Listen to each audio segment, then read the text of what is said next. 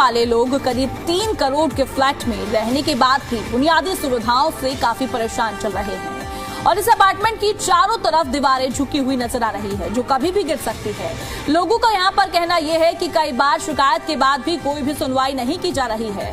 Fire system भी बहुत यहां पर खराब है और 4 सोसाइटी में सिर्फ एक ही वाटर टैंक होने से पानी की किल्लत भी देखने को मिलती है, जिससे लोगों को परेशानी का सामना करना पड़ता है। कभी वाटर टैंक भी साफ नहीं होते हैं, जिससे बीमारियां भी बढ़ रही है। अब लोगों में काफी रोष देखने को मिल रहा है। देश की राजधानी दिल्ली की उपनगरी है द्वारका और द्वारका इलाके में लोग जिन फ्लैटों में रहते हैं उनकी कीमत करोड़ों रुपए है, लेकिन उन करोड़ों रुपए के फ्लैटों में रहने वाले लोग कैसी जिंदगी जी रहे हैं वो आज हम जानेंगे। द्वारका सेक्टर 18 की अतुल्य अपार्टमेंट के सामने हम मौजूद हैं और इस अपार्टमेंट में जो लोग रहते हैं उनसे बात करते हैं, उनका क्या कुछ कहना है। सरकार से मेरा निवेदन है, हमारा जो जल बोर्ड का डीडीए के थ्रू पानी आता है, एक तो हमारी समस्या है 4 सोसाइटियों का एक ही वाटर टैंक है जिसकी टाइम पर ना तो सफाई होती है और डीडीए हमारे से पर फ्लैट 650 रुपए पर मंथ चार्ज करती है पानी का और टाइम पर सप्लाई तो आ जाती है लेकिन पानी की सफाई ठीक से नहीं है। सरकार से निवेदन है कि डीडीए से अनुरोध किया जाए कि ये पानी की टंकियां साफ कराई जाए। और दूसरी हमारी समस्या है जो आपकी मिनी बस दिल्ली गवर्नमेंट ने चलाई है, उनका बस स्टैंड अतुल्य सोसाइटी के सामने हो जाए तो 6-7 सोसाइटियों को बहुत ही लाभ होगा। सरकार से ये भी एक निवेदन है हमारा, स्टैंड की के बारे में आप जरूर सोचें।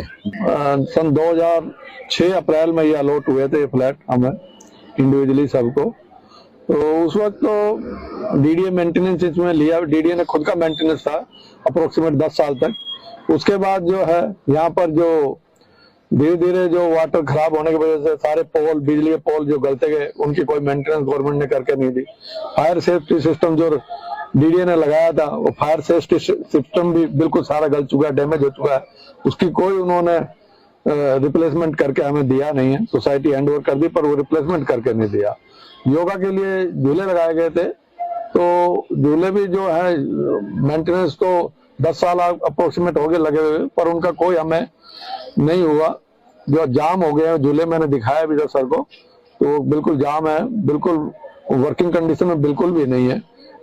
और एक बात और कि हमने जो सोसाइटी जो 10-18 साल में जो खराब हो गई थी वो हमने रिपेयर भी कराई है, अपने खुद अपने रेजिडेंस के पैसे से लेके हमने सारी सोसाइटी को रिपेयर कराया है। समस्या तो काफी है, लेकिन जो हाईलाइट करने लायक समस्या है कि जो ये डीडीए की पॉकेट है, इन फ्लैट्स को डीडीए ने बनाया था and we are the resident now.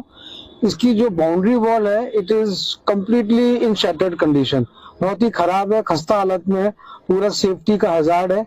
और दूसरा, हमारे पार्क में भी जो झूले लगवाए थे सरकार ने, वो झूले तो लगा दिए लेकिन उसकी मेंटेनेंस और वर्केबिलिटी पे कोई ध्यान नहीं है, जबकि जो मैन्युफैक्चरर होगा उसने कुछ वारंटी दी होगी तो उसका मेंटेनेंस है जिससे एक्चुअली रेजिडेंट उसको यूज कर पाए।